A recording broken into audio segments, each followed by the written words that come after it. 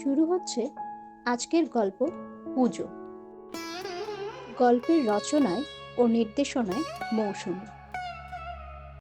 কণ্ঠে থাকছেন সৃজা, রমিতা, পায়েল, চিত্রা। গল্পের সূত্রধর আমি শ্রাবণী।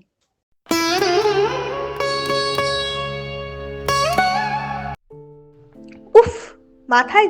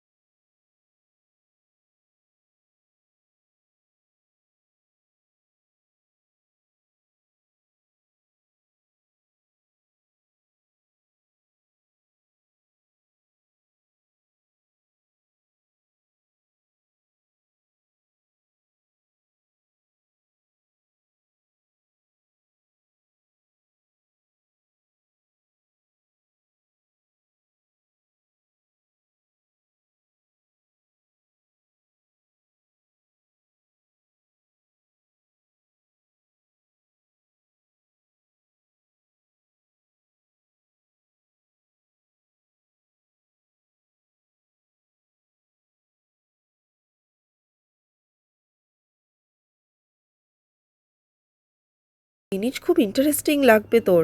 দেখাই তোকে। কি বলতো? আচ্ছা দেখ, দিস ইজ এ সিগাল। ওকে, আর এটা কি করে? কিছুই না, জাস্ট একটা কিছু চাইবি আর পেয়ে যাবি। আচ্ছা, বাট 1 মিনিট। ধুর, এরকম আবার হয় নাকি? পুষ্পিতা প্রার্থনা করল। কেমন যেন ঝিম ধরা অনুভূতি হচ্ছে পুষ্পিতার। পা টলে গেল। তারপর আর কিছু মনে নেই। বেশ কিছুক্ষণ সময় কেটে গেল।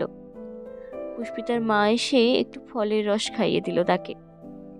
এখন একটু ভালো লাগছে পুষ্পিতার।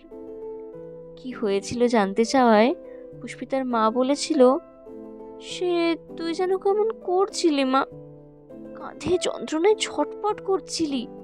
তারপর হঠাৎই কাঁদতে কাঁদতে শ্রীরাধিকার নাম জপ করতে করতে জ্ঞান হারিয়ে ফেললি। একটু সুস্থ বোধ হতেই আগে যা ঘটেছিল ধীরে ধীরে মনে পড়তে থাকে পুষ্পিতার। সেই যে পূজার বাড়িতে পা টলে গেছিল, তারপর কারো একজনের অবয়ব বা এক্সিস্টেন্স বুঝতে পারলেও পরিষ্কার বুঝতে পারছিল না সে। সে কিছু একটা নির্দেশ করছিল পূজাকে এবং তাকেও। পূজা কেমন যেন রোবটের মতো হয়ে তার কথা শুনছিল। সেখানে পুষ্পিতা একটু ভয় পেয়ে রাধা নাম করতে শুরু করে। তারপরে আর কিছুই মনে পড়ে না পুষ্পিতার। মায়ের মুখে সে সবটুকু শুনেছে। পূজা আর পুষ্পিতা দুজনেই নাকি অজ্ঞান অবস্থায় পূজাদের বাড়িতে পড়েছিল। পূজার তো কিছুই মনে নেই। পুষ্পিতার মা মেয়ের দেরি দেখে বারবার ফোন না পেয়ে পূজার বাড়িতে চলে যায়। পূজা এখন হসপিটালাইজড, তবে জ্ঞান এসেছে, সুস্থ।